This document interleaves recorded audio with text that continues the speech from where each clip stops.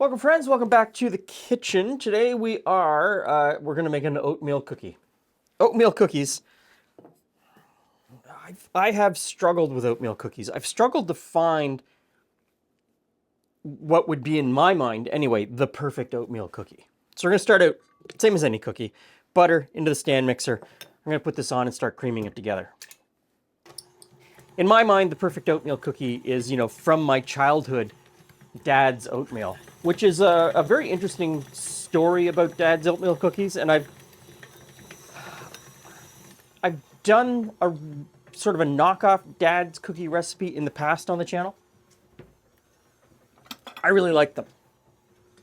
But I keep playing around with different ideas of what makes a great oatmeal cookie.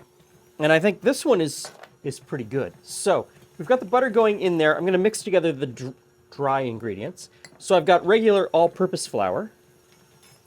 To that I'm going to add oat flour, salt, baking powder, and baking soda. Get all the salt. And we'll just give that a little bit of a stir. Okay, the butter has softened up, so in go the sugars. Just regular old white sugar, and this is brown sugar. Now, the brown sugar I really like to use is a super dark Demerara brown sugar.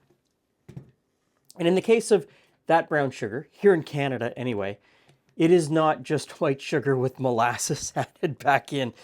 That's one that drives me nuts. People cling to that belief that all brown sugar is just fully refined white sugar with molasses added back in. Some of it, yes, definitely. Some of the cheaper brands are made that way. Some of the more expensive brands, and most of the brands sold here in Canada, are true brown sugar. So, this one isn't. I couldn't get the one that I really like. The brand that I really like hasn't been on the shelves in about a month. I don't know why there's a shortage. So, in that goes, and we'll just get that all creamed together. And as usual, eggs one at a time.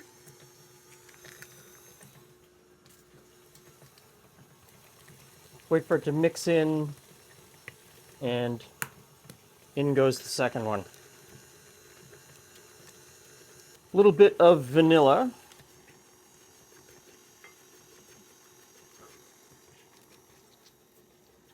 And raisins. I really like raisins. Sometimes I'll use currants, which are just another type of raisin in this application, in this context. So in go the raisins. And I've got two kinds of oats here. I've got a large flake rolled oat and what's known in Canada, at least, quick oat.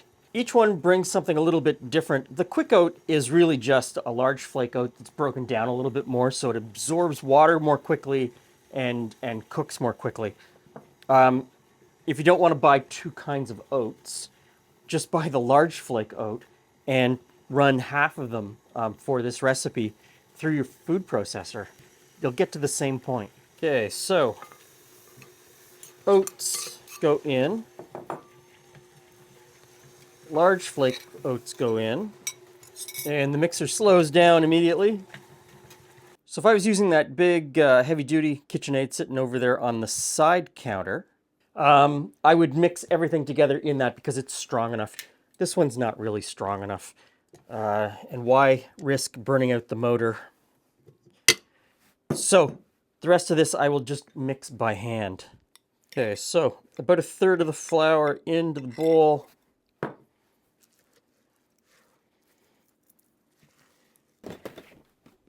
Now, you can drop these by the spoonful, or use an ice cream scoop. You want a really big cookie, use a big ice cream scoop. You want a kind of medium-sized cookie. This is the one I use most often. It is, because I know people ask, it is a size 50. And if that means nothing to you, it pretty much means nothing to me either. Although I do know that it relates to how many scoops of ice cream you would get out of an X size container of ice cream. I don't know how big that container is off the top of my head because I've never really used an ice cream scoop like this for ice cream. So I've got a cookie tray or a baking sheet with parchment paper on it. I'm just going to scoop these out, leave lots of room so that they can spread out. The oven is preheated to 350 degrees Fahrenheit, and they will cook for the average length of time that the average cookie cooks, which is anywhere between, 11 and 15 minutes, something like that. Hey, Jules. Hey, Glen. Hey, friends. Hurrah, cookies. Oatmeal? Oatmeal.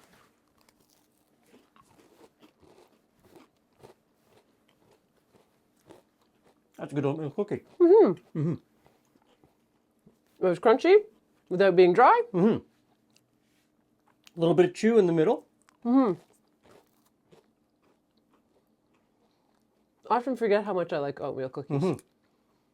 So I cut the all-purpose flour with oat flour, as well as using quick oats and rolled oats. So you kind of get a texture difference. It does have a nice oaty flavor, Yeah, though. yeah. I like it. Very, very oaty. I don't know what else to call it. It's got a very rich flavor. Not rich, but very. Something about oats that's, I'm hey, we glad got you like extras. it because there's a few more to bake. I would probably go out on a limb and add, some chocolate chips to it, Well, or maybe some other dried fruit, because I would do that with any kind of I mean, yeah, like oatmeal cookie. a dried cranberry would go really nicely in it. You could put some cinnamon in it, Yep. nutmeg, I don't think I need that. pumpkin pie spice if you wanted to put like a spice mix in. If those are flavors you like, yeah, go for it. English mixed spice, I would put some of that in, and it would sort of change it a little bit, but you'd still have that crunch from the oatmeal. That's a good cookie. Thanks for stopping by. See you again soon.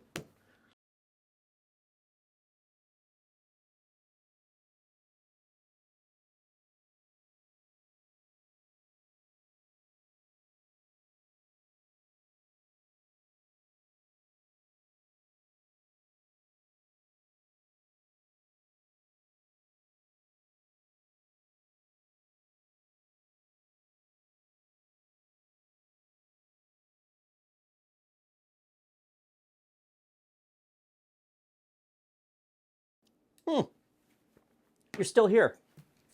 Since you're still here, let me tell you about Give Hope Wings. Last year, 2023, I flew in a charity fundraiser called Give Hope Wings that raises money for a charitable organization called Hope Air. And you, my viewers, donated $27,000 and really changed some lives, made a difference. You made a difference in people's lives. So Hope Air is a charity that works in Canada, and they provide free flights and lodging to people that live in the more remote parts of Canada if they need to get to somewhere like Toronto, Montreal, Vancouver, Edmonton, Calgary, something like that, a larger urban center, in order to receive some sort of care, cancer treatment, different types of operations, that sort of thing, that can't be done in their own community. The healthcare is covered by the Government of Canada. It is free. It's part of our universal healthcare. But getting yourself to that healthcare can be an incredible burden for people who live in those more remote communities where driving isn't practical or driving isn't possible, because we have a lot of communities in Canada that are fly in or boat in only. So that's where Hope Air comes in. They pair private pilots like myself with small aircraft to fly to these communities, pick people up, and bring them either directly to the larger urban center or to a larger urban center where commercial traffic is available. Commercial flights are available. And then from there, they cover the commercial flight to the larger center. Something that I definitely believe in. Having lived in some of those smaller communities in my younger years, I know how difficult it is, how isolating it is. And that you cannot get out when you need to sometimes. So I would encourage you, please, if you can, I will drop the link below in the description box. Take a look into Hope Air, and if you're able to, please help out and donate. Thanks for stopping by. See you again soon.